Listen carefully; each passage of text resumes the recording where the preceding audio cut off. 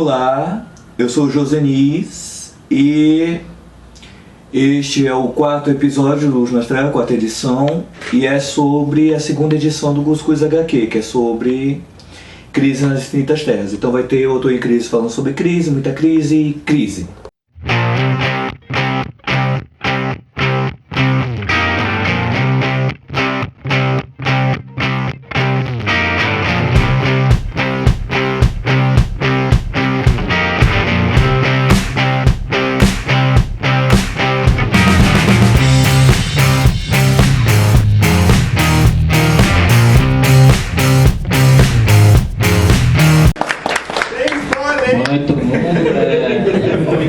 Pode deixar que vamos segurar quanto aos spoilers. Na verdade, fique à vontade, não dá pra fazer isso, porque é uma história que engloba muitas coisas. Bom, se começar a falar de Crise nas Infinitas Terras, o mais honesto seria dizer o que exatamente essa saga é e por que a gente está falando dela. Qual é a sua importância realmente? A sua importância é que, quando você vai estudar os super-heróis americanos, existe uma natureza básica das histórias deles. Temos uma história, e essa história geralmente é uma história de aventura, que vai enfrentar um vilão e tudo mais. Na segunda história, geralmente é uma continuação da primeira, não necessariamente uma continuação direta, tipo o episódio de Dragon Ball, alguma coisa que pega os elementos do episódio. E assim vai seguindo a sequência de histórias até culminar num clímax. O clímax das histórias anteriores. Isso é o que é chamado na convencionalidade dos fãs de saga. A saga, na verdade, ele pega os elementos das histórias anteriores, tende a reunir vários personagens num evento grande e grande impacto naquele universo fictício. E tem propósito mais comercial do que artístico. E toda vez que você abre uma história em quadrinhos de super-herói, você vai notar esse padrão. Às vezes ele é mais, não posso dizer, sutil, e outras vezes ele é mais exacerbado. Dependendo da época dos quadrinhos, onde eles estão mais comerciais, porque tem a competir com outra mídia, tipo agora como no cinema, ou nos anos 90 com os videogames, esse padrão ele mais exacerba o lado comercial e ignora o fato de que aquilo, acima de tudo, tem que conter uma boa história. A Crise nas Infinitas Terras é o clímax, é a saga que vai pegar os 50 anos anteriores de história do DC, desde a criação dos super-heróis, na Action Comics número 1, na qual nasce o Super-Homem, e vai ser o grande clímax dela.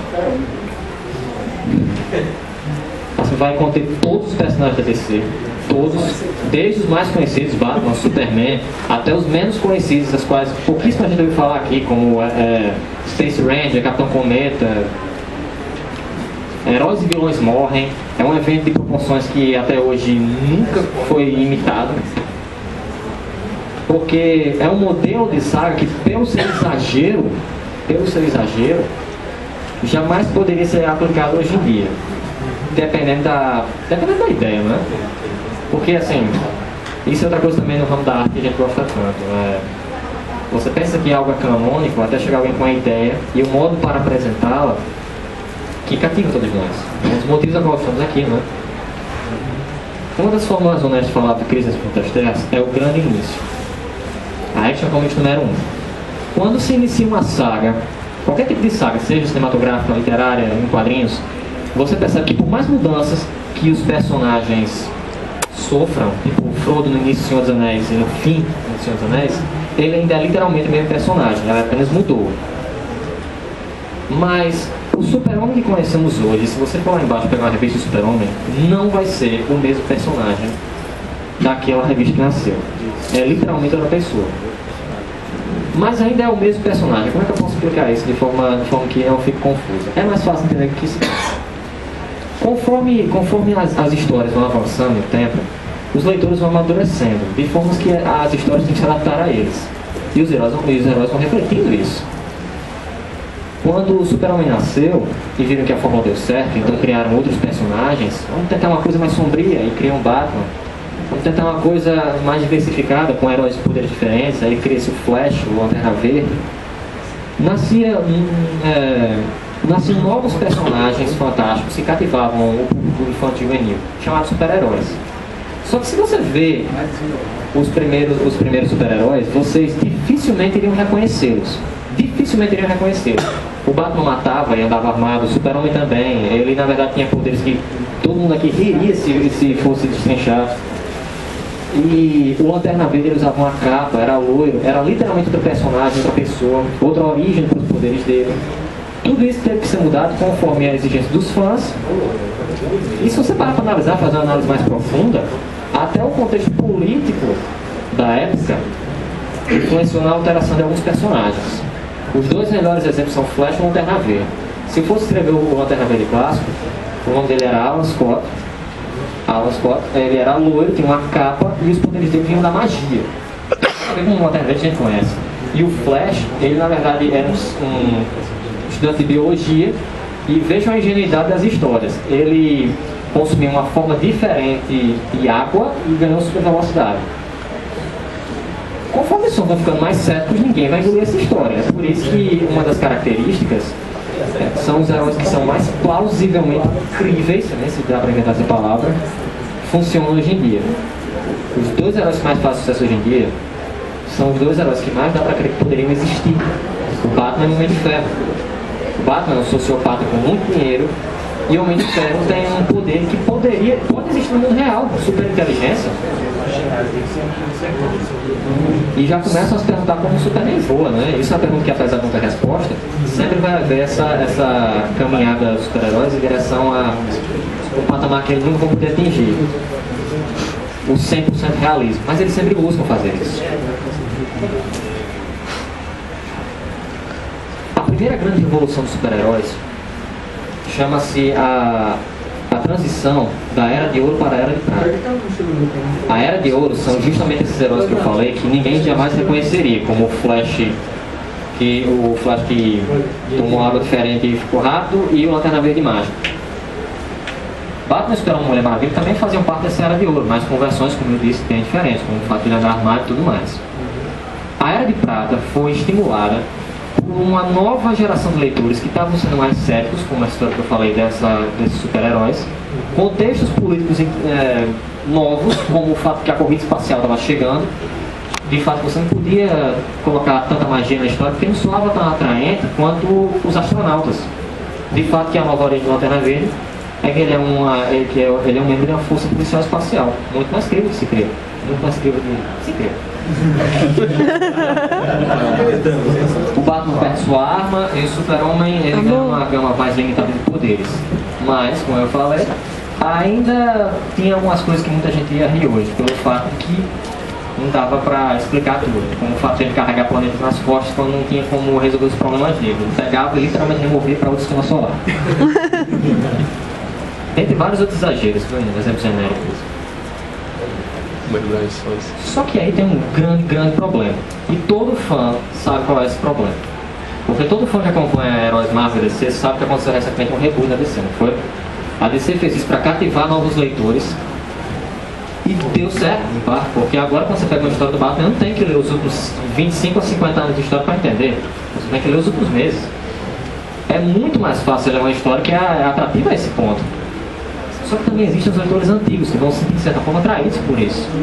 Como é que eu concilio gregos e troianos? É então que um cara chamado Gardner Fox tem uma ideia que até hoje é considerada genial, não deixa de ser uma ideia muito interessante. E muito cabulosa. Ele inventa o conceito de universo paralelo, na qual os personagens antigos e novos existem, de fato, que todas as histórias estão valendo. E agora eu posso explicar como é que o Superman lutava ao lado do Flash clássico e do novo, que todo mundo conhece como aquele que passa na série. Aquele Flash que conhecemos é o segundo Flash, é uma atualização em todas as formas do personagem original. Até o nome dele mudou, a origem dele mudou, ficou mais verossímil. Outro ponto interessante também que surgiu para fazer com que os heróis de DC se atualizassem foi o surgimento da Marvel nessa época também. O surgimento dos heróis clássicos da Marvel fez com que a DC também respondesse à altura, tornando os heróis mais acessíveis. Porque se você parar para analisar, as origens dos heróis clássicos da Marvel, o Homem-Aranha, os X-Men, o Quarteto, o Hulk também, são todos provenientes. São todos provenientes de natureza científica. São todos provenientes de natureza científica. E que, olha só, tem heróis novos no mercado. Então, assim, fica mais difícil vender os que estão fazendo sucesso, mesmo que há 20 anos. O novo sempre chama atenção, principalmente quando é uma linguagem que a galera de hoje em dia fala. Mesmo que esse hoje em dia seja 40, 50 anos atrás. Então criou os conceitos de universo paralelo, na história Flash Dois Mundos, na qual o Flash clássico encontra o Barry Allen. Como é que isso funciona? O novo universo, que vai ter as versões que nós conhecemos de Super-Homem, Batman, Mulher Maravilha, Aquaman, Caçador de Marte, Flash. O novo universo, que são as versões normais, vai ser a Terra 1. A Terra 2 serão os heróis clássicos. Tudo que era clássico vai para a Terra 2. E assim é perfeitamente explicável. É interessante também, porque agora eu posso fazer encontros entre esses super-heróis. Posso fazer eles lutarem contra o outro, posso fazer eles lutarem contra um inimigo comum. É aí que surgiu as primeiras histórias que explicavam a natureza do multiverso, como assim passou a ser chamado a falange dos universos que estão ali. E aí começou a surgir as histórias crise. Crise na Terra Paralela, como aqui no Brasil ficou conhecida a Terra 2, a Terra Paralela. Crise na Terra 2, crise na Terra 3. E é interessante se notar que conforme você vai adentrando na natureza do multiverso, você vai notando umas coisas que são muito interessantes de se ver. Heróis, situações temporais e contextos das pessoas podem ser mesclados, torcidos, virados do avesso. A Terra 3, por exemplo, é a Terra das inversões, onde heróis são vilões e vilões são heróis. A Terra 4 e 5, as Terras 4 e 5 são de personagens que estavam fazendo sucesso na época e a DC não gostou disso e comprou. O Capitão Marvel é um exemplo deles. Tem toda uma história de como ele teve uma disputa judicial com o Superman por ser praticamente uma versão idêntica. Então a DC foi e cortou lá pelo raiz e comprou tudo. Como não tinha como explicar por que um grupo de heróis com toda uma gama de mitologia surgiu do nada no universo DC, vamos jogar para uma Terra paralela. Os mesmos personagens da Terra 4, que todo mundo aqui conhece, uma atualização belíssima desses personagens, chamada Watchmen. A Moore se inspirou nos personagens da Terra 4, dos antigos personagens da Charlton Comics, para fazer o Watchmen. Já que a DC disse que não gostei muito da ideia não, é melhor não, Alan. Então, ele criou os dele. Aí tem várias outras terras. Até hoje nunca é dito qual é o número exato de terras que era do primeiro multiverso, mas eram centenas de milhares. Alguns você pode ver que eram personagens que foram parar na Idade Média, outros no futuro, outros a vida humana obviamente nem tinha nascido, pela gama de possibilidades. O multiverso é exatamente isso, possibilidades infinitas. Outra coisa interessante também, Gardner Fox estabeleceu na primeira história, Flash Dois Mundos, que conforme você lê uma história em quadrinhos na Terra Paralela, você sabe o que está acontecendo na próxima. De forma que os quadrinhos são a porta para você saber o que está acontecendo na próxima Terra Paralela. Numa revista que está saindo esse mês, a qual eu francamente gosto muito, Momento Direto com Guerra, chamada Multiversidade, que é uma atualização desses conceitos, Grant Morrison estabelece que a nossa Terra também faz parte do multiverso. É a Terra Mãe, essa é a Terra primordial. Agora eu vou passar a palavra para Josinis. Essa história que eu vou falar, que nós vamos falar, tem um significado especial para ele.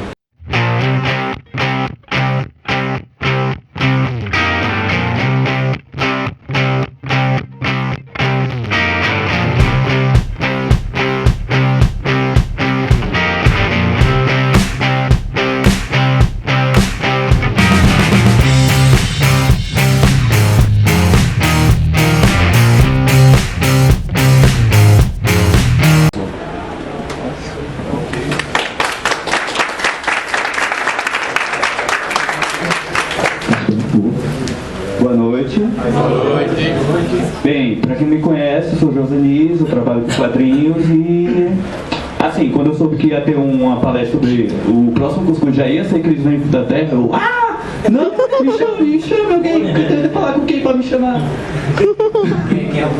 Porque, assim, eu comecei a ler quadrinhos, o primeiro quadrinho que eu peguei para ler foi justamente Crise nas Infinitas Terras. Então eu já chego levando uma pipoada daquela, tipo, quem é esse cara? Quem é esse cara? Quem é esse cara? Então, assim, o único personagem que eu tinha reconhecido na capa era o Batman, Super-Homem e Mulher Maravilha. Quando eu comprei, ainda era... Ele tinha sido lançado em formatinho, encadernado. Mas assim, eu tenho todas as versões. Eu tenho desde a primeira versão mesmo, que não saiu no encadernado, que saiu salteado num monte de revistas. Aí, em formatinho saiu 2 versões, e depois ganhou uma versão em formato americano, e agora tá pra sair outra, mas eu peguei todas. Então, realmente é um quadrinho que me cativou e que me levou pro lado DC da força. Assim, da Marvel eu acompanhava mais Demolidor, outras coisinhas assim que me interessavam mais, sabe? Agora, foi com a crise nas Infinitas Terras mesmo que eu realmente despertei interesse em acompanhar o universo DC. Então, assim, enquanto eu estava nesse passinho, eu era criança, eu peguei aquele quadrinho para ler, tem algumas coisas que ficaram bem fortes para mim. Uma das coisas foi a questão da nuvem de antimatéria, que é dentro da história. Você vê vários mundos, aí você vê um grande branco no céu. Aí esse branco ele vai avançando e destruindo tudo que está pela frente, assim. E você vê e uma dessas cenas é justamente isso. Aparece o Pária e ele está presenciando a morte de um universo. Tipo, tem um universo que é a versão maligna dos heróis da DC, do Batman, do Super-Homem. E eles são super poderosos, mas não podem fazer absolutamente nada para tentar deter aquilo. Tipo, é como se fosse... Uma vez eu apresentei esse quadrinho para minha namorada Hannah, ela falou que isso aí tinha umas questões religiosas também. Ela falou que dentro do espiritismo, o apocalipse é basicamente isso: vem uma luz, leva todo mundo e você para em outro lugar, certo? O que não é muito diferente do que aconteceu no Crise. Aí é aquele negócio. Enquanto eu, quando era pequenininho, ficava acompanhando aquele quadrinho, ouvindo um monte de termo, antimatéria, universo paralelo, conhecendo um monte de personagens que eu nunca ouvi falar. Lá nos Estados Unidos estava o Mark Wolfman. Anos antes dele criar a Crise, ele estava lá acompanhando os seus quadrinhos da DC e ele percebia que tinha o Super-Homem velho, que tinha o Super-Homem mais jovem, que tinha vários planetas. Aí ele disse: olha, um dia eu vou criar uma história que eu vou pegar todos os super-heróis que tem aqui e vou fazer uma história para todo mundo. Aí eu vou criar um vilão. Aí ele pensou, bibliotecário, o vilão. Aí bibliotecário, aí ele foi amadurecendo a ideia e o universo DC, aquelas histórias da crise, o nome Crise nas Infinitas Terras veio justamente dessas outras crises do Gardner Fox. Então, ele, quando entrou no mercado de quadrinhos, ele já tinha um sucesso estabelecido com os Novos Titãs, que também é um trabalho muito bom. E ele teve a oportunidade, olha, agora eu tenho a oportunidade de fazer o que eu quero. Eu conheço todos os heróis, mas eu não quero pegar apenas esses heróis que estão aqui. Eu quero pegar os heróis do passado, do presente e do futuro e de todas as terras e colocar isso numa história só. Então, ele trocou o nome do vilão de Anti-Monitor para Monitor. E ele estabeleceu o seguinte, que tem 2 universos, o universo de matéria e o universo de antimatéria, e cada um tem o seu irmão gêmeo que é responsável por aquela parte. E dentro da história, o Anti-Monitor, que é o irmão gêmeo do Monitor, ele destrói o universo de matéria e vai se fortalecendo, enquanto o Monitor, ele vai enfraquecendo. Essa guerra só não ocorreu antes dentro da história, porque os dois lutaram e como os dois tinham poder igual, se anularam. Então os dois entraram numa espécie de coma e depois os dois despertaram. Então assim, foi uma história marcante porque acho que a imagem mais forte que eu ainda tenho é de eu pegar uma cena que está o Coringa enfrentando o Batman e aparece um Flash do nada, com um aspecto cadavérico, assim, falando em fim de mundo, que precisamos salvar o mundo, e eles desaparecem. E ao longo da história o Flash vai aparecendo para outras pessoas e você fica sem entender o que está acontecendo ali. E mais na frente você que o Flash que apareceu ali, ele já estava morto, ele estava só percorrendo pelas eras. Então, falando em questão de mercado do Crise, além de ser a oportunidade do Marvel Wolfman contar aquela história que ele queria quando ele era pequeno, também foi a oportunidade de arrumar a casa, porque boa parte dos leitores já não estava entendendo. Tá, mas se apareceu aquele personagem aqui que ele morreu, por que ele voltou naquela história? Aí ele também era responsável de responder as cartas e dizia, deixe quieto que depois a gente vai ajeitar tudo. Certo? E daí ele criou Crise nas Infinitas Terras para arrumar a casa. Então, quando ele estava arrumando a casa, justamente primeiro, para todo mundo entender o que é o universo DC, você pode pegar qualquer quadrinho do universo DC. Se você pega as edições de Crise na Infinita Terra, você não precisa ler mais nada para entender o universo DC. Você pode pegar qualquer quadrinho, do Batman, do Super-Homem, do Lanterna Verde, o que for. Essas crises novas que estão surgindo em qualquer quadrinho. Mas, para você entender o universo DC, é Crise nas Infinitas Terras. Ele é como se fosse a Bíblia do universo DC mesmo. Porque estão lá todos os personagens, mesmo o personagem mais significante lá, ele tem um sentido de estar lá. Então, e o outro objetivo é criar novos leitores, como o dos Novos 52, também agora. Mas a diferença do Crise para os Novos 52 é simples. Enquanto o Marvel Wolfman Jorge Pérez, mas Jorge Pérez também era um artista que estava altamente capacitado de desenhar todos os super-heróis. Ele queria desenhar todos aqueles super-heróis. Quanto mais, melhor para ele. E o Marvel Wolfman é aquela coisa, que ele já era um sonho de infância. Então os dois se juntaram e eles já tinham conhecimento do universo DC e tinham praticamente assim, com o sucesso do Novos Titãs, eles tinham carta branca para fazer o que quiser. A diferença de Novos 52? É exatamente isso. Deixa eu continuar. Eu tô falando disso. Enquanto a equipe era apenas eles dois, certo? À medida que o prazo ia cedendo assim, ia apertando, eles contaram com um pouco de ajuda na finalização. Mas basicamente a crise toda foi eles dois. E as decisões que foram tomadas foram deles. E as decisões que não foram deles, tipo o Flash, que não vendia muito, que decidiram matar, o Marvel Wolfman ele fez. Tá, eu vou matar o Flash, mas eu vou fazer o seguinte, eu vou deixar uma brecha para a hora que quiser eu trazer ele de volta. E ele fez isso. Entende? Ele obedeceu a decisão editorial de matar o Flash, mas ele deixou uma brechinha. Entende? E ele colocou lá, ó, qualquer pessoa que me encontrar numa Comic Con alguma coisa dessa, quiser me perguntar, mas acaba trazendo Flash depois. Então, mas o principal é que a decisão era dentro do mercado de quadrinhos, os editores, eles acompanhavam aquilo ali, certo? E enquanto hoje, tipo, toda a mudança dos 952 foi causada pelo Flashpoint, mas isso aí foi feito de última hora. Certo? O Flashpoint era para ser uma história fechada do Flash.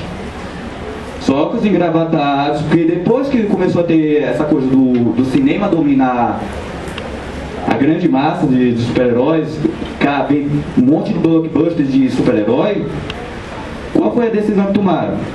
Os quadrinhos deixaram de ser um ambiente e que tem um editor e tem a equipe criativa e passou a ser um laboratório de cinema.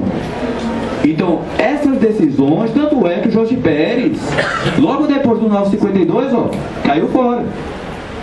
Justamente por quê?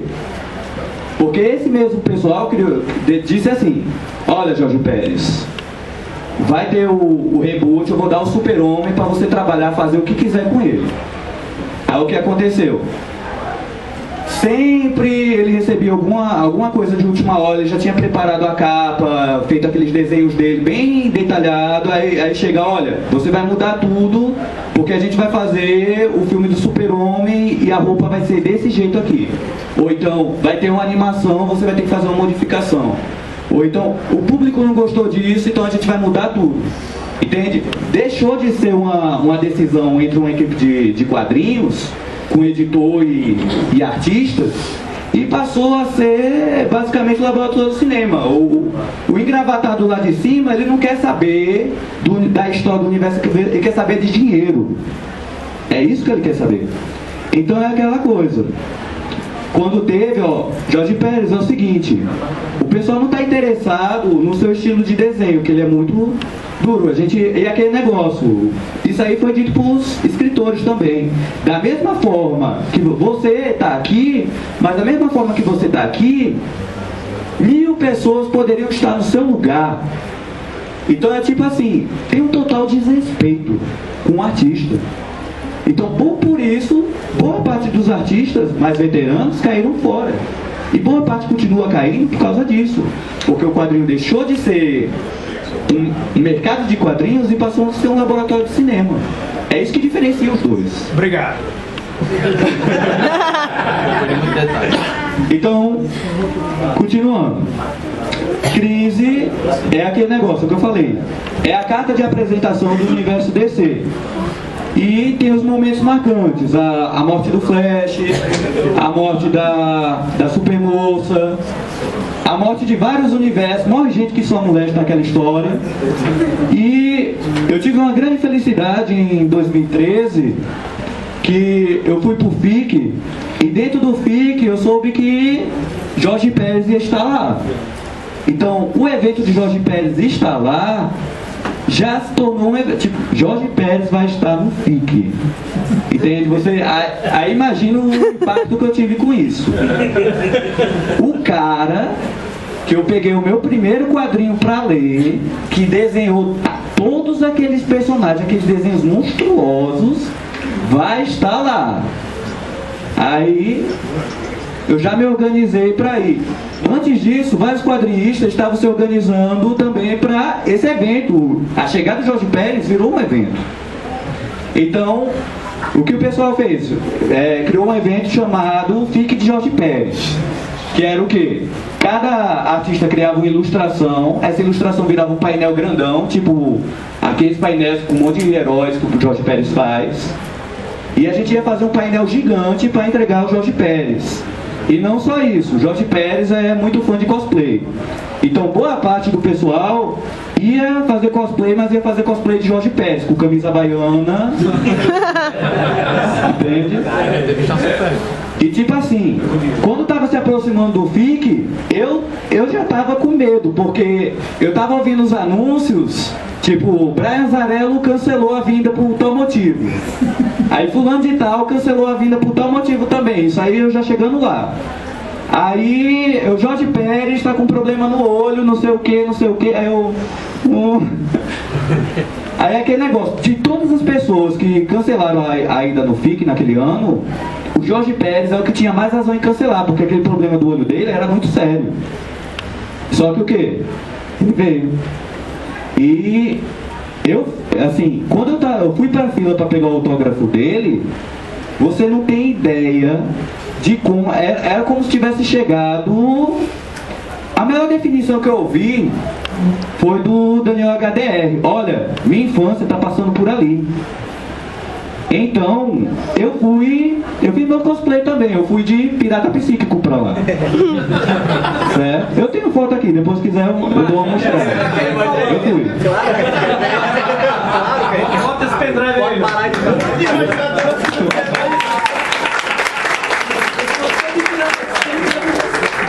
Ai, foi bonitinho. Então, aquela coisa,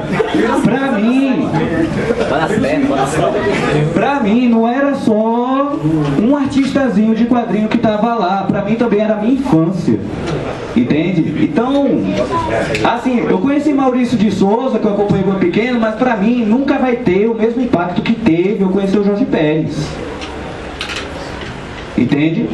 Então, eu tava lá, de pirata psíquico lá na fila, conversando com o pessoal. Tava o Sidney Guzman aqui do lado de trás, assim, conversando, outros artistas lá na frente. Todo mundo, assim, é o evento. Aí o cara falando, quando é que vai acontecer isso de novo, assim? Porque qualquer coisinha é como se tivesse chegado um rei, alguma coisa. O pessoal tava gritando mesmo, gritando na plateia o tempo todo. E quando eu cheguei, a fila era enorme, mas ele atendeu todo mundo que estava na fila. Todo mundo. A fila dava umas 10 salas dessas. Com um só olho, né? Ele atendeu todo mundo. Todo mundo. tipo assim, quando eu cheguei lá, eu já estava caracterizado e tinha imprimido o desenho que tinha levado pra ele lá do FIC Jorge Pérez. No momento que eu cheguei lá, ele olhou pra mim, parou tudo que ele tinha que fazer, ele foi pegar a câmera dele pra tirar foto comigo.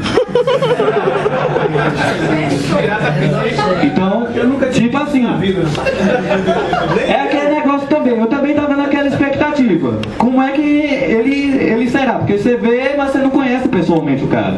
Será que ele vai ser bem... Tem artista que é bem... assim, que você vai, conhece e... entende? Mas Jorge Pérez não, cara. Jorge Pérez, assim, o artista que ele é grande, ele é de pessoa também, certo? Talvez até maior do que o artista. Então, quando eu cheguei lá, eu tirei foto e tudo mais, mas foi rolando outras histórias dentro do FIC, certo? Tinha um cara que ele era fã dos Novos Titãs, assim, Jorge Pérez chegou com a tela grande pronta pra ele. O Sidney Guzman, acho que ele foi um dos primeiros a encontrar com o Jorge Pérez, foi até o aeroporto para encontrar com ele. Entende? E quando tava rolando a palestra dele, assim, entrou uma mulher de super moça. O Daniel HDR tava lá, ele chegou. Tava o Jorge Pérez aqui, tava o pessoal. Aí o Daniel HDR tava aqui, chamou o pessoal. É pra esse cara que vocês vieram aqui. Todo mundo gritando. E lá vai eu vestido de pirata psíquico de novo, né? Entrando. Aí eu entrando, todo mundo olhando pra mim, né? Aí eu fiz. Brincando com as expressões, como o personagem. E durante a palestra, boa parte das perguntas sobre diversidade, que ele trabalhou com Mulher Maravilha e personagens femininas. Ele falou da criação dos Novos Titãs, ele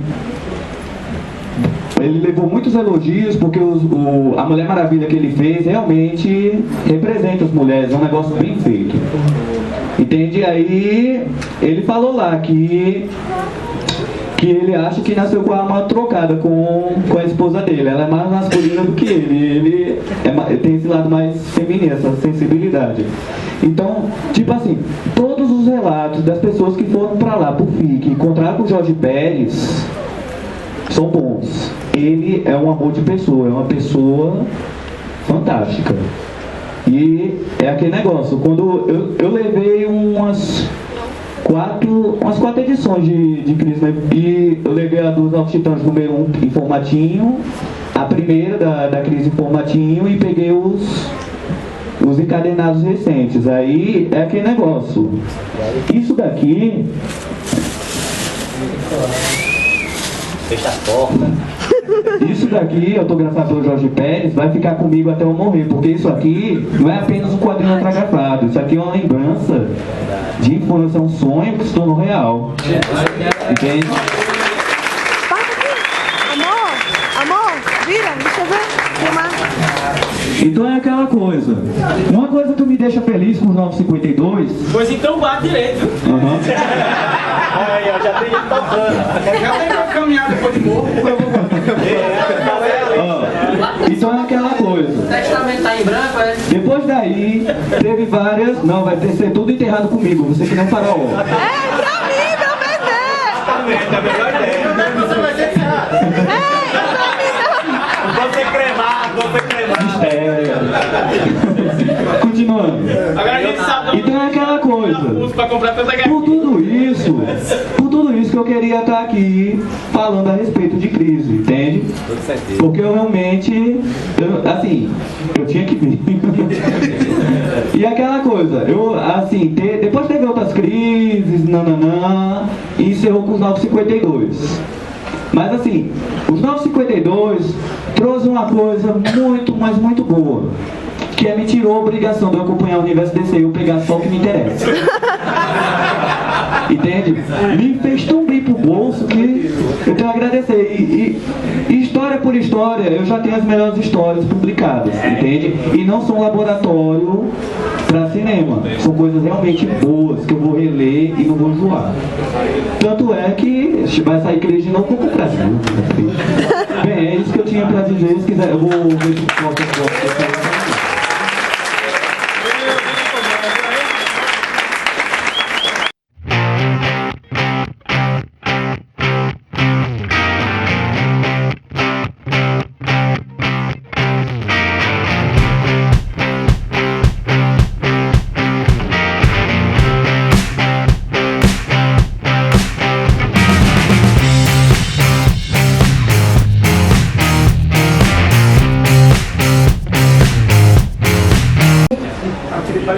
Por falta de informações. Então, vai que não precisa de apresentação, a introdução a nós esse. Eu não conheço esse cara, não. É porque tem palavra. Também não. Apresentar esse cara. Boa noite.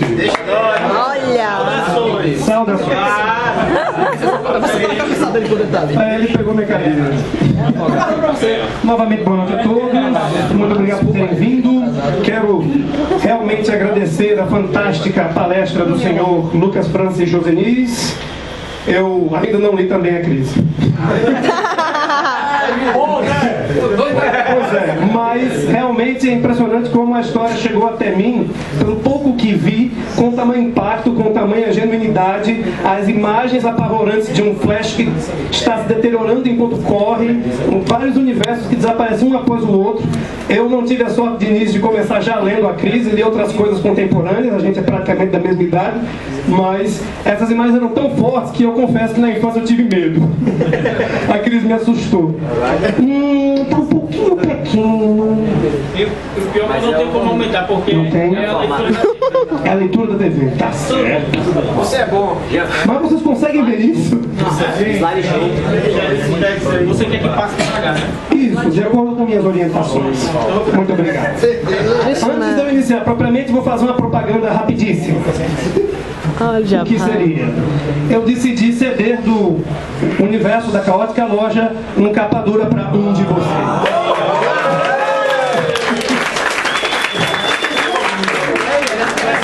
Essa é uma edição que... gosto. Essa é uma edição que vale muito a pena. É do Tex, que originalmente publicado como edição gigante, Tex gigante. Ele está recebendo agora um acabamento pela Mitos, belíssimo e colorido internamente. A colorização da Bonelli é um pouco diferente das que estamos acostumados com super-heróis. Eles dão um grande foco ao desenho original. Isso parece que foi um pouco perdido ou talvez negligenciado com os adventos da pintura digital, mas a pintura da Bonelli, ela ainda mantém as linhas muito visíveis, muito valorizadas, o contraste é praticamente mantido. Então eu recomendo essa colorização também para jovens artistas, quem sabe produzir um repertório que também respeite o artista, tá? Da obra original. Vamos ver o que acontece. Coincidentemente, eu estava interessado nessa. Estava interessado nessa? Só você ganhando. Agradeço o meu esquecimento e devolver para a distribuidora. Eu agradeço. É nóis. Ah, não fala isso não, diga que só lembrou deles. Lembrei todo mundo. Bem, gente, no cartaz do Cuscuz, se eu não me engano, a expressão está Ken Parker e Tex. A princípio, como eu tive uma grande paixão praticamente irremediável a Ken Parker, isso me alegrou. Mas cronologicamente, Tex tem que vir na frente.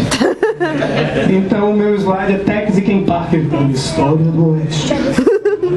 Então o que ocorre? Uma pequena observação, ainda não, calma. Uma pequena observação aqui para comentar.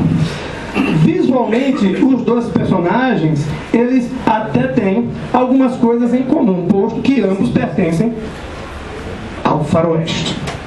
Esse faroeste já está escrito e gravado por grandes séries, grandes filmes do cinema, incluindo o cinema italiano, uma coincidência histórico-geográfica curiosa. E esse legado, que pareceu se afastar do cinema nas últimas décadas, foi um gênero que teve seu ápice e, como fatalmente teve seu declínio, me parece que ele ainda continua vivo dentro de diversos quadrinhos da Bonelli, que mantém a publicação dessas séries há umas boas décadas. Isso, de alguma maneira, fez um efeito, de certa forma, único, porque uma geração, e Tex foi capaz de fazer isso como produto, uma geração literalmente apresentou a geração seguinte. E hoje na Caótica eu recebo avós com seus filhos que tiveram seus netos comprando Tex. E acho que o nosso amigo do Sebo Rio Branco pode confirmar o mesmo. Isso é uma tradição curiosa. Nós temos relacionamentos estranhos, às vezes, com a passagem dos passatempos de nossos familiares. E Tex conseguiu unificar um pouco desse passatempo. É impressionante notar a força do personagem fora de sua terra natal, que é a Itália. E muita gente na Caótica pergunta, como assim Tex é da Itália? Ele é americano. O que acontece é que a Itália fez uma incrível representação do, por assim dizer, mito do faroeste em sua literatura e em seu cinema, e principalmente, ao meu ver, no seu fumete, no seu quadrinho. Slide seguinte. Um verdadeiro trabalho de lupa. Vamos em frente. Mas eu tenho certeza que quando vocês viram os desenhos de Jorge Pérez também tiveram um problema similar. Sim. O grau de detalhismo dele é grande, então finjam que esta é uma obra de Jorge Pérez. Então, o que temos aqui, de acordo com as minhas lupas pessoais, é o mapa dos Estados Unidos da América. E o que acontece é que vocês, agora essa parte é colorida, vai ser mais simples de explicar. Vocês devem notar que temos uma questão interessante aqui. Nós temos um setor verde claro, e de repente avançamos do que chamamos de litoral leste, ou costa leste, e acontece algo. Nos deparamos com amarelos e amarelos queimados, até mesmo alguns tons vermelhos. Nós estamos nos aproximando do Far West. O oeste distante. O oeste distante. Por que esse oeste é tão distante? É muito simples. Para os britânicos, acreditem, era muito melhor atravessar o Oceano Atlântico do que dar a volta ao mundo. Então essa volta ao mundo teve que ser superada pelo atravessar dessa terra que começa verdejante e amarela-se, torna-se um deserto. E este deserto não está vazio. Essa busca pelo outro lado, pelo oeste distante, pelo fim da colonização, que aconteceu séculos antes dessas viagens hércules se tornarem a verdadeira ilha do povo americano, e por assim dizer, do britânico, por conseguinte, é que cria o conceito do oeste distante, desse faroeste, ou oeste selvagem. Ele estava selvagem porque o avanço civilizatório desses senhores pioneiros, como chamados, talvez os primeiros heróis, depois dos descobridores, dos navegantes, que chegaram até Virgínia, batizada em homenagem à Rainha Elizabeth. A Rainha Virgem. A Rainha Virgem, dizem. Pra mim tá mais pra do que o desespero. Como assim? Bem, assim que acontece. Esse lugar é selvagem, ele não estava tocado por esses homens de cultura, entre aspas, refinada, cheia de pólvora. Ela estava cheia de homens que sabiam como se locomover naqueles desertos, sabiam como prover dali o seu sustento e tinham todo um senso cultural que, infelizmente, desrespeitado pelo colonizador, criou a saga do faroeste, um conflito constante de séculos que culminou, infelizmente, hoje na extinção prática do povo de pele vermelha. Sem dúvida, algo similar aos nossos bandeirantes, só que, curiosamente, no nosso sertão, até onde grandes exploradores bandeirantes chegaram, não havia necessariamente um outro lado, não havia um oeste distante. Havia o infinito. Havia o infinito de um continente inteiro. Talvez seja essa questão literária que afasta tantos anos de possibilidades de relação criativa entre as lendas do sertão e as lendas do faroeste. Essa distância foi vencida por um certo cineasta chamado Glauber Rocha, que conseguiu enxergar possibilidades ali. Voltando ao sertão deles. Ainda não. O herói dessa história, para a literatura da época, era o homem branco. E o vilão era o pele vermelha. Então, as capitais localizadas aqui no nosso litoral leste, as grandes cidades, entre elas Boston, entre outras, eles consumiam a literatura, muitas vezes para lá de fictícia, dos grandes feitos dos cowboys. Não são os garotos vacas, tá? São os vaqueiros. Não confundir. Perigos do tradutor do Google. Entendeu? Eu tentei traduzir Senhor dos Anéis, aí saiu Senhor das Argolas. Então, esses senhores brancos, com toda a sua moral colonizadora, avançaram e tiveram que enfrentar séculos de resistência indígena. Só que os indígenas não eram um povo unificado. Os indígenas eram uma tribo múltipla, com diversas possibilidades de costumes, e cujo conflito era comum entre eles, até ritualisticamente falando, de forma parecida com os africanos e os nossos índios. E eles não conheciam o conceito necessariamente de guerra em massa. E o que é impressionante é que eles se adaptaram à guerra em massa do homem branco, criaram técnicas de guerrilha que o homem branco buscou imitar e vice-versa. E se tornaram grandes utilizadores da arma de fogo e imitaram uma técnica específica dos brancos que ficou erroneamente popularizada como uma prática indígena, o scalp. O governo buscando incentivar o extermínio deles, tudo bem? O governo buscando incentivar o extermínio deles, passou a pagar diversos dólares a quem trouxesse escalpos dos indígenas para provar que mataram aqueles homens, para provar que estavam extinguindo aquela raça.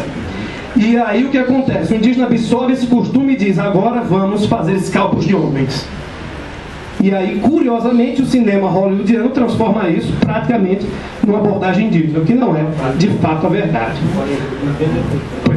A literatura do litoral leste absorve todas essas lendas e cria grandes personagens. Alguns baseados em fatos quase verídicos, outros totalmente ficcionais. Lendas fabulosas. Vamos em frente. São apenas 8 slides, não percam. Pessoal, agora com minha incrível lupa, eu poderia lhes informar quem são 4 desses personagens que eu selecionei para falar a respeito rapidinho sobre como eles se inscreveram. A Hannah está tendo desafios para gravar, agradeço, Hannah. Olha só, aí tem... Você não ajuda? Muito curiosa, mas acho que todos conhecem de alguma forma. O primeiro deles é um rapaz que antes dos 18 tinha matado cerca de 15, 20 homens. Billy the Kid. Obrigado. William Bonney. Pois é, rapaz. O Sr. Billy the Kid inspirou muito um músico folk chamado Bob Dylan, que compôs para a trilha sonora de um filme sobre Billy the Kid um certo clássico chamando Knock, Knock, Knock on the Heaven's Door. Era uma trilha para um filme do Billy the Kid. E no filme ela aparecia só com uma canção incidental de 1 minuto e meio. E virou um clássico enorme, reatualizado por diversas bandas. O Sr. Billy the Kid era também um cowboy, um garoto vaca. E de forma similar aos nossos cangaceiros, ele teve um desafio, que era o latifundiário, o homem de poder. E então ele passa a desafiar esse tipo de poder e, em tenra idade, torna-se um herói do povo, e não necessariamente o herói das oligarquias, uma figura polêmica, tal qual Lampião, e imortalizado em lendas absurdas, com direito até mesmo de ter recebido uma campanha de caça e de extermínio custeada pelo governo, onde um dos seus melhores amigos, antigo membro de seu bando, planejava matá-lo numa perseguição cuja abordagem jornalística estava ali no colo dele, um escritor convidado para escrever todos os acontecimentos da caça. Praticamente um Euclides da Cunha. Logo em seguida, detalhe, viu? Dizem que Billy sobreviveu. Dizem, né? Morreu em 55, né? Exato. Alguns conseguiram até mesmo comprovar que ele seria o Billy verdadeiro, que seu amigo, contratado para exterminá-lo, fora convencido na hora H de que ele desapareceria. Exato. Então, para vocês verem o poder da lenda... Ele pegou o coração de um bicho? Quem sabe? O poder da lenda é tão recorrente que temos até mesmo uma permissividade para que Billy tivesse conseguido escapar. Isso é tratado em diversos filmes. Um filme sobre Bob Dylan chamado Eu Não Estou Lá coloca Richard Gere no papel de um Billy the Kid de 50 anos de idade, sendo descoberto pelo seu falso assassino décadas depois e fugindo de trem. Logo em seguida a gente tem um índio. Dá pra ver que é um índio, espero. Sim. Não, touro sentado. À esquerda dele está Buffalo Bill. Agora, Nosso irmão, viu, Adriano? nomes poderosos. William Collins. São nomes poderosos, mas que é curioso quando você estuda as biografias desses homens. Eles participaram de um circo. Eles estão lado a lado nessa fotografia preto e branco no meio, porque era um circo do Oeste. Aquelas grandes lendas já estavam sendo abordadas pelo que em breve viraria o show business. Então, Buffalo Bill era um verdadeiro showman. E ele pensou, eu preciso de algo novo no meu circo. Ele já tinha Calamidade Jane, uma garota de exímia habilidade nos revólveres. Tinha alguns animais, mas ele precisava de um chefe índio. Então, ele chamou o Touro Sentado, que disse que foi guiado por uma visão para participar daquele circo. Curiosamente, o presidente dos Estados Unidos viu uma apresentação e Touro Sentado aproveitou para pedir que as leis e as decisões americanas para o extermínio daquele povo fossem repensadas. Para vocês terem uma ideia, a quantidade de vezes que os indígenas, já pacificados, foram retirados das reservas, quando esses locais, esses grandes espaços de terra se tornaram cultivados por eles, e em seguida lançados de novo a novos desertos inférteis, vocês ficariam impressionados. Muitas vezes, até mesmo técnicas de guerra química foram utilizadas para que eles recebessem o maior número possível de doenças do homem branco, posto que não tinham anticorpos. Varíola. Exato. Gripe. Das mais variadas. Até mesmo lençóis envenenados para eles resistirem às viagens até os desertos foram dados a esses homens. E essa foi talvez a razão por Touro Sentado achar que o circo era uma boa ideia. Talvez ele planejasse falar com homens poderosos. Isso foi representado em diversas obras. Sobre o extermínio deliberado dos povos indígenas, livro fascinante do senhor D. Brown. Não confundir com Dan Brown. Não confundir. Enterre meu coração na curva do rio. Um título magnífico. Tem filme também. Obrigado, professor. Este livro é um verdadeiro registro histórico. O seu título é comovente, mas aquilo que vocês podem encontrar de comovente está aquém do título. São os fatos secamente narrados que vão trazer uma reflexão sobre a luta desse povo. E que título magnífico. No original, Burn My Heart and Wounded Knee. Wounded Knee seria joelho quebrado ou joelho ferido, que era justamente a expressão indígena para curva do rio.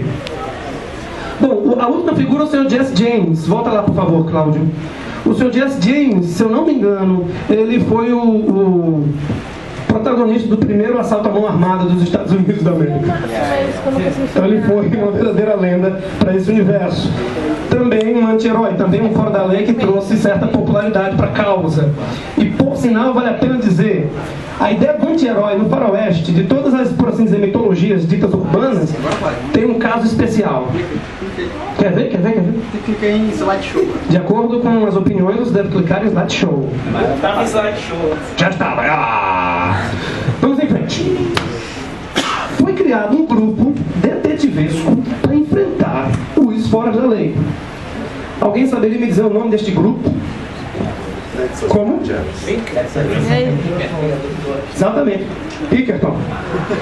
E o que acontece é que esse grupo estava do lado da lei, mas faziam tortura, faziam incêndios das famílias, das casas e propriedades das famílias dos fora da lei, e embora tivessem certo apoio popular e de alguns ricos representados por esses homens que defenderiam seus bancos e lançariam terror aos seus assaltantes, desse universo, exato, dentro desse universo cada vez mais ou quase civilizado, eles tiveram muitos antagonistas. E até hoje, quando se lê a respeito, você não sabe quem são os bárbaros, quem são os fora da lei. De forma muito similar aos nossos jagunços, e faz até um paralelo com a nossa guerra dos bárbaros, né? Quem eram os bárbaros?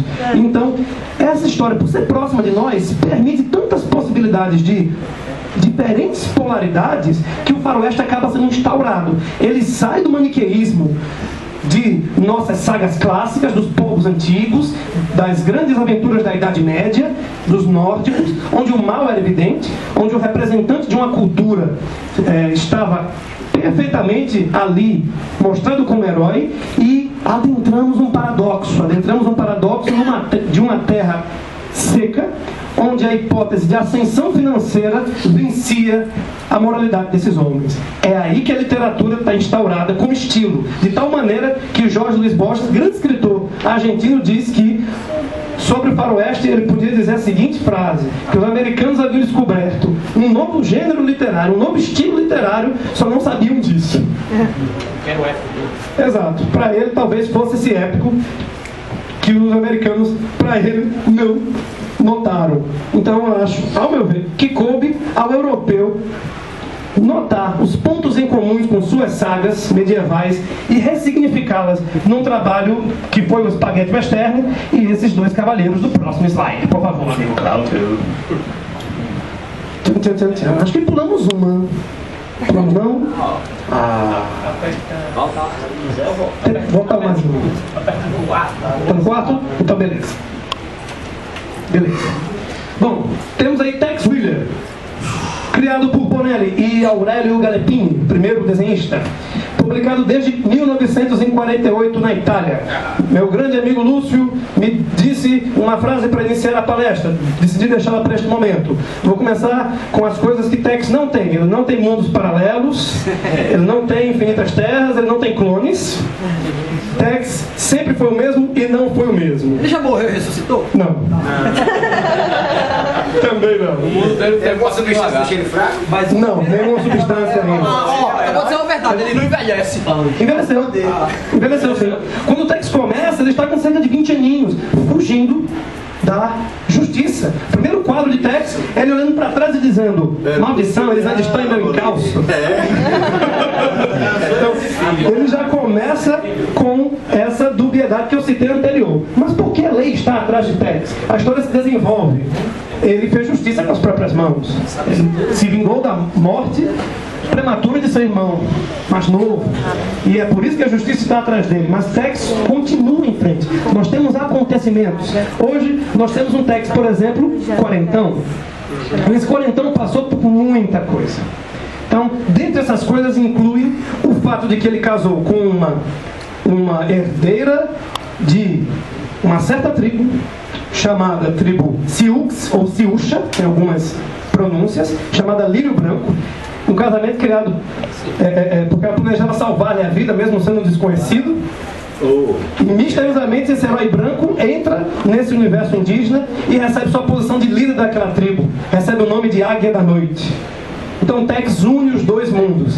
Ele consegue unir o mundo do andante, anti-herói, do fora da lei, que tem a sua moral mais evidente do que o sistema pode lhe proporcionar, e ele ainda fala a língua dos índios, mais do que apenas literalmente. Ele pertence àquele universo. E sua casa, ainda hoje, embora sempre vejamos Tex viajando, indefinitivamente cumprindo a justiça como Ranger, que também tem uma posição, recebe essa posição a exercer, uma posição governamental, ele tem na sua casa, a sua casa na reserva Navajo. Perdão, a Lírio Branco era o Navajo, né? Isso. Obrigado. Pequena falha. Então, olha só, eu ia colocar aqui, publicado desde 48 na Itália, ininterruptamente, mas não coube, viu? Mas ele está lá ininterruptamente. Ele vende centenas de milhares de revistas ao mês. É um campeão absoluto. No Brasil ele tem acho que 4 publicações mensais só agora. Ainda tem algumas periódicas e algumas anuais. Nunca deixou de ser Tex. E desse casamento com Lírio Branco, que infelizmente termina numa tragédia, Lírio Branco é morta, mas cede a Tex um de seus parceiros de aventuras, seu próprio filho, batizado com o nome de seu melhor amigo, Kit, que é Kit Wheeler, ainda hoje acompanhando Tex em aventuras, junto a Kit Carson, seu grande amigo, conhecido como Cabelos Brancos, Cabelos de Prata, pelos indígenas, e ainda com um companheiro indígena, que não podia faltar, que seria... Quase! Jack Tigre! O Jack Tigre representa exatamente esse diálogo desse universo, que não podia deixar de ter um indígena no grupo. E o Tex chamará os índios sempre de irmãos. Ele é um personagem, sem dúvida, um herói intocável, mira perfeita, moral irredutível, bem-humorado, bebe com os amigos após suas aventuras. Nas suas primeiras décadas, batia primeiro e perguntava depois. Rapidamente, tem uma história do Tex fantástica. O Bonelli chegou, criador original. O Bonelli chegou no estúdio e disse pro Galepin: tô com história massa dele chegando em Oregon. Só que o Galep parece que não tinha uma pesquisa sobre a cidade de Oregon, o local em si. Aí perguntou: o que acontece lá? Ele: não importa, chega batendo todo mundo. Claro que isso era brincadeira. Bonelli tinha roteiros complexos também e que permitiam muitas fantasias, até mesmo encontros com alienistas, vikings e cientistas malucos. Mas o maior vilão de Tex seria o sobrenatural, o bruxo, psicopata Mephisto. E óbvio, tinha que ter um filho maligno para seguir seus planos após uma de suas muitas mortes. E Mephisto morre algumas vezes, mas lembre-se, ele é sobrenatural. Esse filho seria Yama. A primeira Tex que eu li foi exatamente Yama como cigano sendo chamado pelo mal a assumir a posição do pai como inimigo do universo de Tex.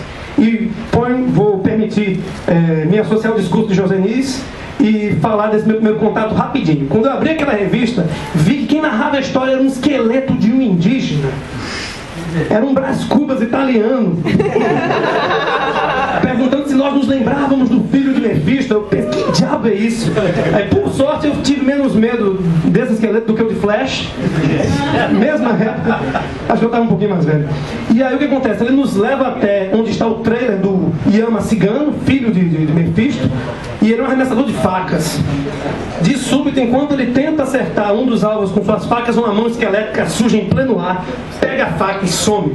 Nesse instante, a mãe de Yama, cigana, lendo cartas, beleza, lendo cartas, ela está fazendo alguns lances e aquela mão reaparece e apunhala uma das cartas. Ela se desespera, grita: Yama, vem cá. Quando ele vai: o que foi? Olha, onde suas malditas facas caiu aqui. Ele: não, mas... Era a mão do próprio mal marcando a carta que definiria o destino de Yama em seguir os passos do pai, enforcado, se não me engano. Então, caramba! Essa história tem algo a me dizer. O sobrenatural, a mágica, o oculto, a moralidade de Tex e sua força irrebatível vai ser uma marca que vai se misturar com o humor de seus coadjuvantes inesquecíveis. Estes falham, se apaixonam, erram, às vezes pecam, mas Tex é como uma mão amiga que está sempre presente. E sentimos que essa mão está presente para nós também. Como eu tive uma formação em que meu irmão mais velho foi muito presente em minha infância, e obviamente, como todo irmão mais velho, com seus defeitos e suas qualidades, à medida que eu crescia, lendo Tex, eu notava que ele era aquele irmão mais velho que eu queria ter tido, talvez. Porque ele estava pronto para ajudar Kit, salvar o próprio filho e salvar as pessoas que ele estava pronto para dizer que ele faria com que tais mortes não fossem vingadas, não fossem deixadas em vão, com juramentos às vezes. E um dos seus juramentos mais belos, sem dúvida, o juramento no túmulo de Lírio Branco de que os seus assassinos seriam encontrados. É um juramento tão belo e impressionante que os indígenas que estão olhando de longe admiram Tex e dizem: incrível, já vi muitos homens chorarem, mas ele não derrama uma só lágrima. Um deles diz: águia da noite não pode derramar lágrimas até que esses homens estejam mortos. Um personagem intenso, literário, passional, poderoso. Vamos em frente. Quem passa?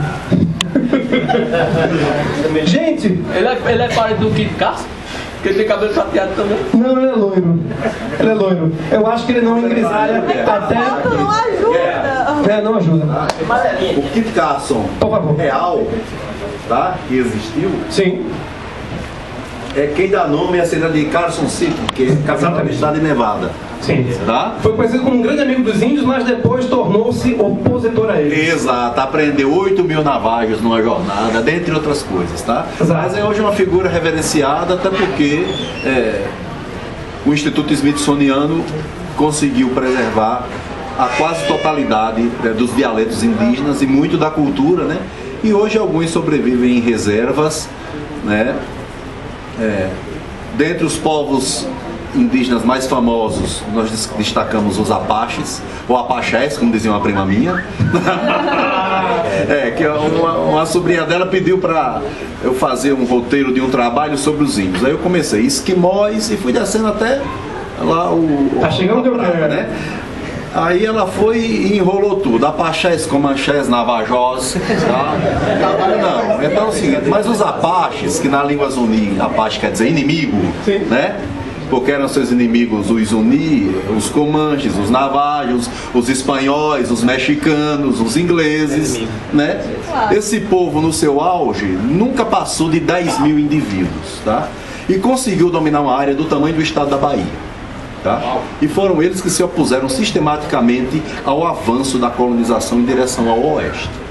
Tá? E entre esses nomes nós destacamos o famoso chefe Apache Cochise, né? Representado numa Blueberry, né? Entre outros. E o mais famoso de todos os chefes indígenas americanos, na minha opinião, e de muitos, que é Jerônimo, né?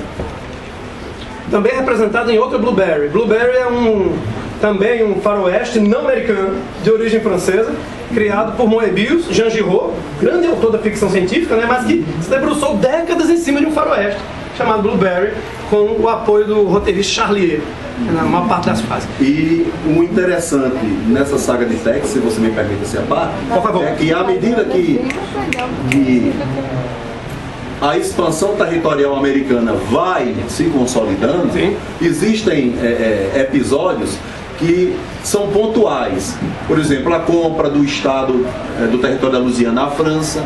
Aí tem uma história de um cara que é muito rico e se rebela e vai montar um exército para tentar reaver esse território, né?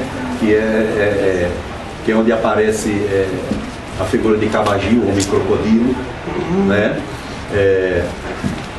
A guerra com o México por questões de fronteira, que é onde aparece Montales, né? Que é um grande amigo de Tex, né? Um cara já da idade de Castro, 60, mas que está sempre defendendo, né, o governo mexicano dessas incursões, tá? E por último, a figura de John Sutter, que é um outro personagem real, que foi conhecido como o Imperador da Califórnia, né? E que era suíço e conseguiu construir um império, inclusive um forte chamado Forte Sutter, que ainda hoje existe. Famoso. Exato. E que descobrem ouro na terra dele, né? Para ajudar, né? E ocorre essa corrida ao ouro da Califórnia e eles vêm, as pessoas vêm devastando tudo, tá? É como se fosse uma horda de gafanhotos, né? Eu só vou agradecer as fantásticas palavras por do isso Paulo que Antes, por favor, viu? o time de futebol da cidade de São Francisco chama-se São Francisco 49ers, né? Porque os que vieram em 49, quer dizer, foi assim a turma mais devastadora e tudo, né? E eles conseguem realmente tomar as terras, né? O Sutter não consegue reaver. E uma das histórias mais emblemáticas de Tex, que se chama o Vale do Terror, que é o último trabalho de Roberto Raviola, né? Que está em formato grande, que ele levou 7 anos para desenhar e ele já estava doente, estava com câncer e tudo. É sobre essa história, né? De John Sutter. Sim, certo. Sim, eu vou agradecer essas adições fantásticas.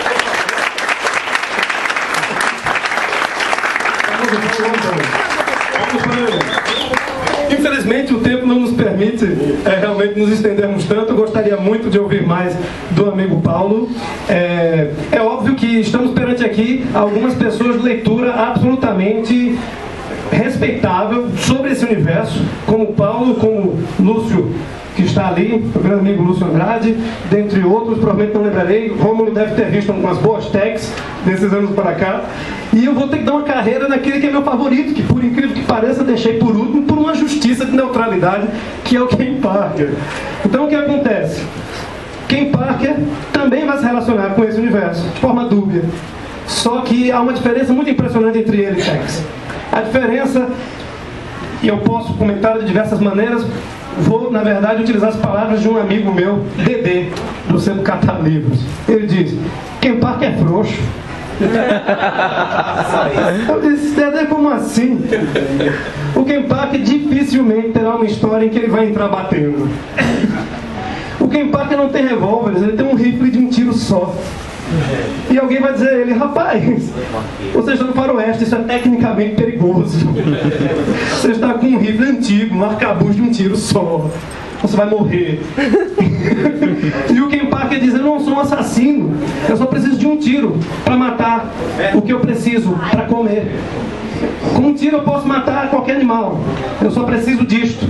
Eu não tenho esse pedaço de ferro aqui para matar semelhantes.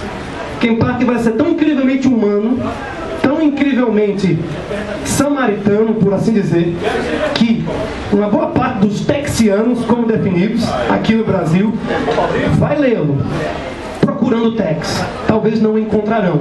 As primeiras edições de Ken, ele está muito próximo do Tex. Ele é durão e o irmão mais novo dele também morre. Ele sai em vingança. Ele tem frases de efeito.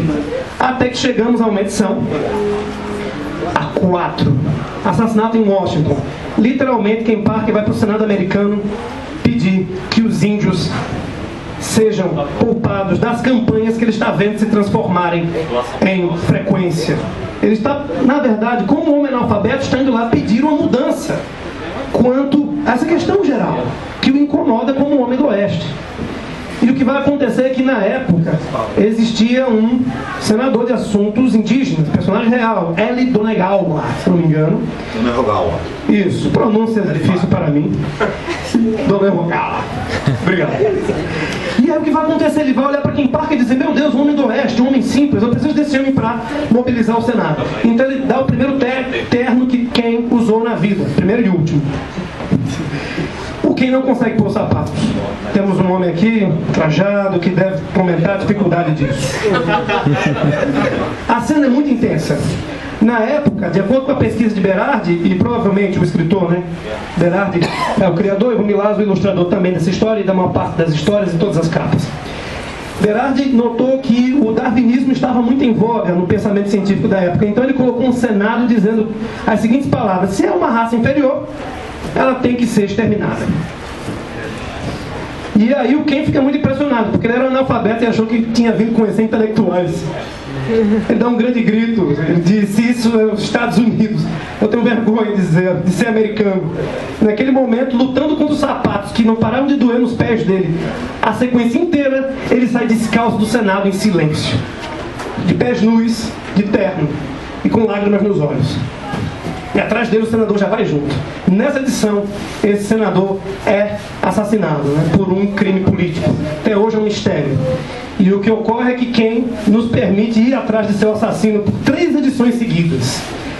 Esse assassino na história se chama Ed Sortudo. Um personagem curioso. Ed não tem uma boa mira, não é bom brigão, não é super inteligente, mas ele tem sorte.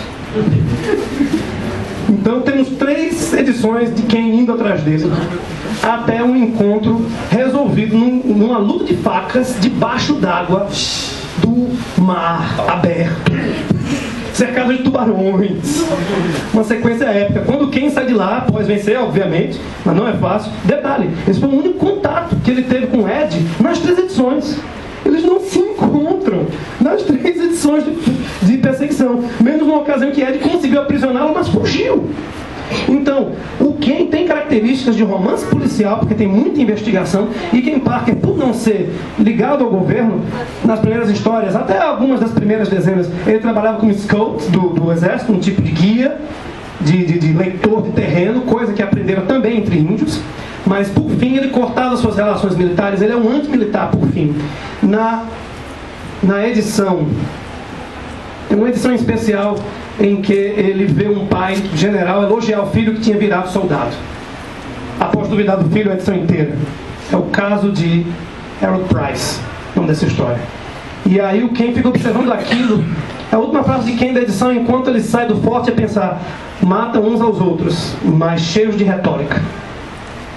O Ken é um personagem incrivelmente questionador. A primeira vez que eu abri uma Ken Parker para dizer que ele era um personagem diferente, eu fiquei em dúvida. Pô, ele tem uma arma, tá no faroeste.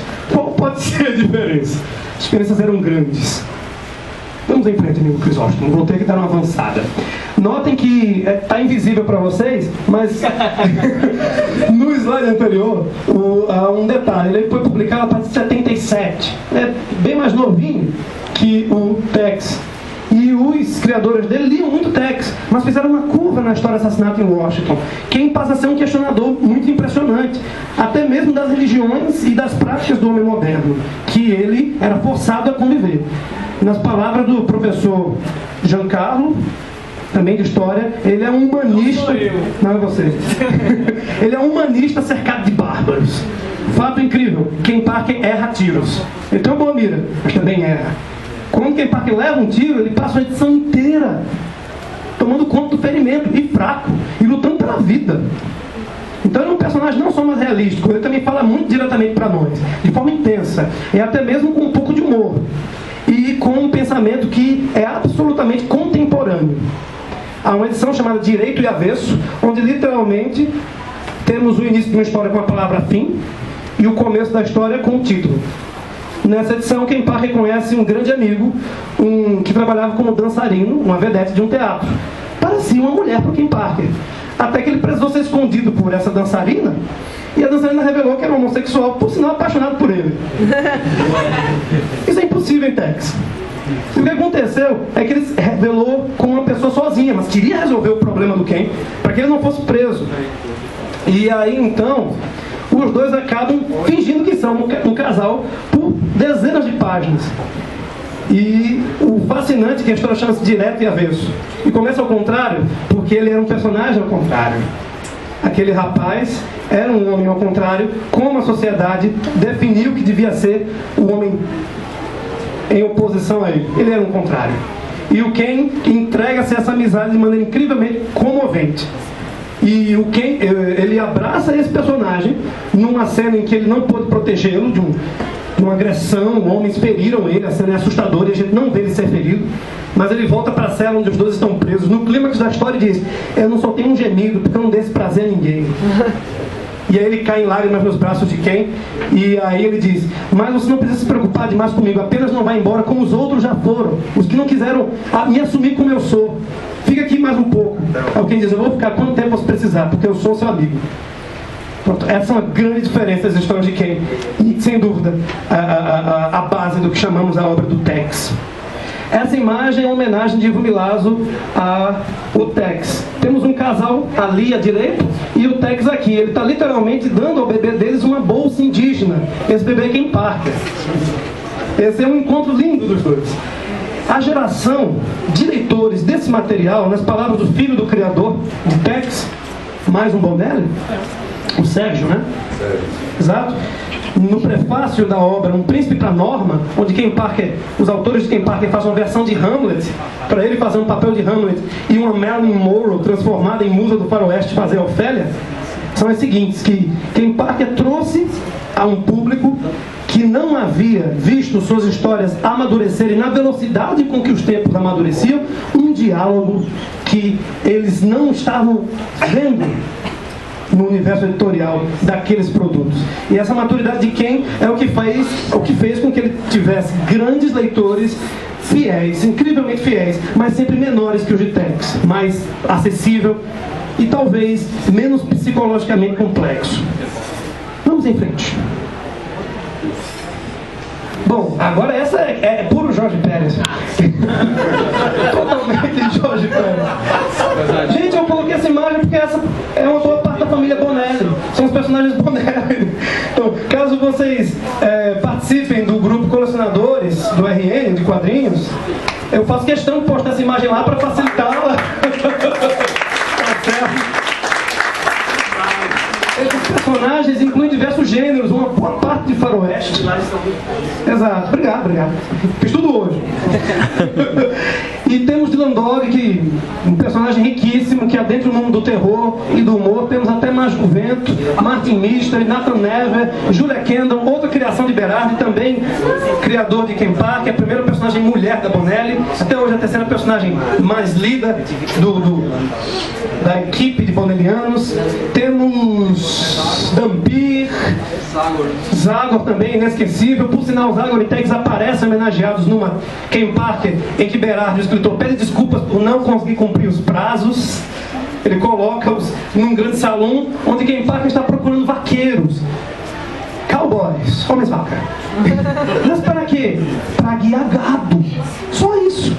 Será difícil vermos Tex preocupado com guiar gado. Ele sempre vai ter coisas heróicas, incríveis, épicas para fazer. Mas quem queria guiar o gado da sua amiga irlandesa, Pat O'Shane, até a propriedade que for o sonho dela conseguir adquirir. E nessa jornada ele não vai ensinar só a Pat O'Shane a se tornar uma dona de uma fazenda. Ele vai encontrar para ela o grande amor de sua vida e marcar a vida dela completamente.